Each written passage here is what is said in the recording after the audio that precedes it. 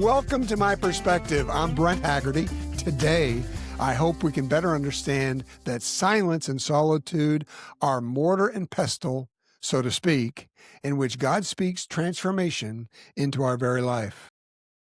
Hey, there's no music in the rest, my friend, but the rest makes the music, right? Beethoven knew that. Mozart knew that. The Beatles knew that. Alan Jackson knew that. The best hymn writers throughout human history, throughout the church history, have followed that musical theory. Music needs rests to make it beautiful. Likewise, every great spiritual leader has left eyewitness accounts that God spoke to them and transformed them when they disciplined themselves to enter into a quiet place all alone, stay there for a long time. And you know what? They didn't even take a cell phone or a laptop or any way to be distracted. My friend, it's so important that we carve out that time for silence and solitude. They are two disciplines practiced by Jesus, but ones which I find difficult to practice in my own life, if I'm totally honest with you. I think I need to make some adjustments in my life in this area, hands down. So I'm not talking to you in a downward position, be like me. I'm saying together, we need to spur one another on towards solitude and silence. And it's not just being alone, but being alone with God. Solitude invites us to settle into ourselves in God's presence. And much like what happens beneath the surface of the ocean, or the slow, unseen process of a seed germinating underground, what happens in solitude isn't always visible, but it's deeply transformative. And in time, it will be noticeable, maybe more to others than to yourself. You may not feel something happening right away, but rest assured, my friend, when you discipline yourself for silence and solitude, God will be at work underneath the surface of your mind, soul, to transform that which needs to be changed.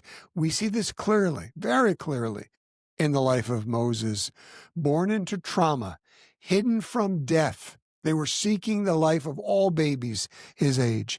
He was raised in privilege, shaped by contradiction. He was a Hebrew by birth, but raised as an Egyptian prince. Imagine that.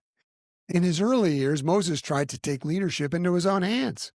And what did he do? He ended up killing a man in anger.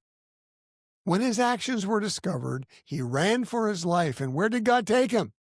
To Midian. I find this so humorous.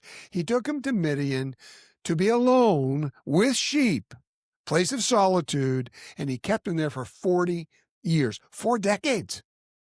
There he married. He had a son named Gershom, saying, I have been an alien in a foreign land. See, the very name Gershon was a confession. I don't know who I am. Sad. Moses had spent years adapting, blending in, pretending, until he finally admitted his struggle was identity. My friend, in solitude, Moses confronted what was beneath the surface. What he found was confusion, anger, and woundedness. It was there in the quiet of the wilderness, over a long period of time, 4 decades, in fact, that God began to prepare him for a burning bush experience. You see, his assignment was not to just lead people out of Egypt, but to lead them from a place of humility, clarity, and obedience. Those 3 things always go with leadership: humility, clarity, and obedience, and they're fostered and matured in the quiet place. Gary McIntosh and Samuel Rima, in their book Overcoming the Dark Side of Leadership, talk about how many leaders begin with good motives, but deep within they carry shadows: insecurity, the need for approval, fear of failure. And when left unchecked, I'm telling you, these things can be the very things that destroy us. That's why solitude matters. It's in the quiet place that God will begin to reveal the weeds that are starting to sprout up in our life. It's not self-indulgence, it's spiritual necessity. Just like sediment in a jar of muddy river water always settles over time, our hearts begin to clear in stillness. Solitude gives space for clarity.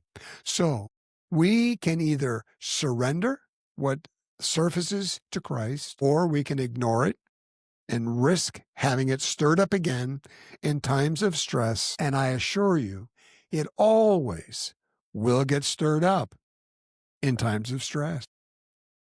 Parker Palmer said it so well, I think. He says, a leader is a person who must take special responsibility for what's going on inside himself or herself, lest the act of leadership create more harm than good. Wow, that's big stuff. That's both a warning and I find it to be an invitation. So whether you're leading a church, whether you're leading in the home, or just trying to lead yourself in today's chaotic world, the inner life matters a lot. And before we can lead others well, we must let God lead us into a place of stillness and be disciplined to do what Jesus did. So I ask you today, when was the last time you planned and actually did sit alone with God, no noise, no pressure, and maybe most difficult of all, no social media? Look, very simple question as we close. Are you willing to let Holy Spirit work under the surface? Like Moses, your wilderness may be the very place where God prepares you for what's next. Are you willing to let solitude do its work? If Jesus needed to be alone with the Father, do you think maybe you and me need to be alone in a place of silence? The disciples ran to a place of sleep. Jesus deprived himself of sleep because he knew that being alone with his Father was more important for the next day's assignment. You see, we always have to be full before we can fulfill the ministry assignments that God gives. It's true, my friend. There is no music in a rest, but the rest makes the music. Hey, until next time, I'm Brent Haggerty. This is my perspective. What's yours?